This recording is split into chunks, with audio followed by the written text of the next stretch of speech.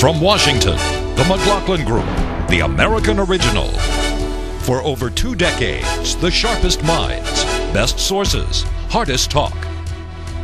Issue 1, marble ceiling, be gone.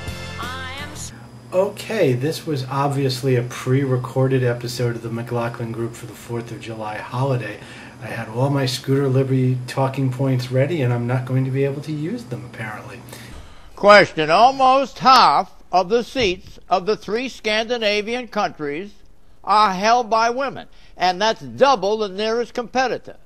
Why is that?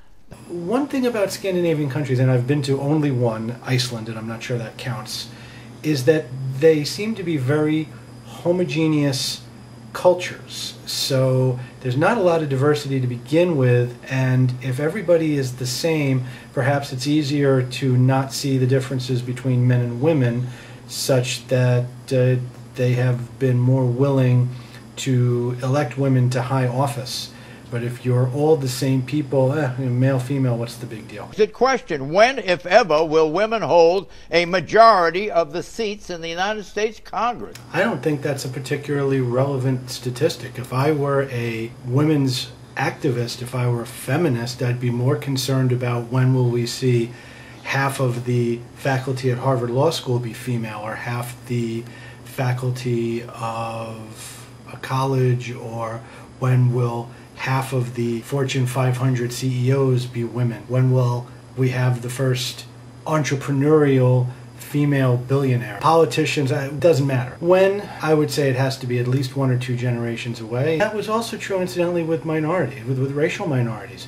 Is it more important to have black politicians, or is it more important to have black doctors and black professors and black self-made millionaires? I think that's the wrong goal. 2, the global dozen. The list he's referring to is the 12 nations where women are currently heads of state. Question. What is striking about this list? I couldn't see any particular pattern. I noticed they were all relatively small nations, with the exception of Germany with Angela Merkel, Switzerland, Ireland, Latvia, Jamaica, Dutch Antilles. Again, very homogeneous cultures. That's basically all I could think of. Let me read to you a little bit of the Constitution. The executive power shall be vested in a president. He shall hold his office during the term of 4 years. The president, he shall have been elected, and he shall not receive any other emolument.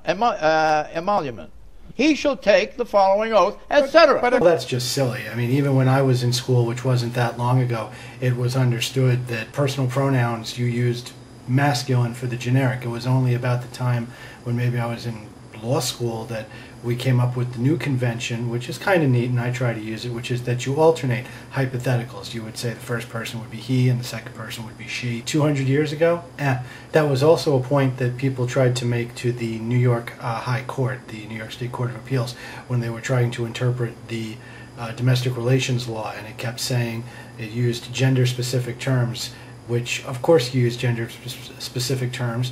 That's what everybody did. That was just grammatical convention, and it shouldn't have meant anything in terms of saying, well, obviously, if the law says husband and wife, bride and groom, we have to mean bride and groom, when the law itself was, I believe, 40 years old. Let's have the exit question. In terms of America's social evolution, is Hillary's presidential bid well-timed or ill-timed? Oh, it's very well-timed for any woman except Hillary Clinton. Now is not the time to have 40% disapproval ratings or 40% negatives, 40% will not vote for her under any circumstances. If Hillary fails to secure the nomination, which I think is likely, if she fails to win the election, which I think is certain, it's not going to be the woman factor, it's going to be the this woman factor. Issue 3, the why factor. Do you think that men are trouble in society? Don't confuse the idea that 85% of all crime is committed by men with the idea that 85% of all men commit crime. Most men don't commit crime. Again, this is just, to a libertarian, this is stunning. How about just focusing on the fact that if we were to inculcate greater responsibility, you commit a crime, you're punished. people are still rational. Y chromosomes are all very well and good. Hormones are all very well and good. But the idea to say, well, the hormones made me do it, that's a little silly.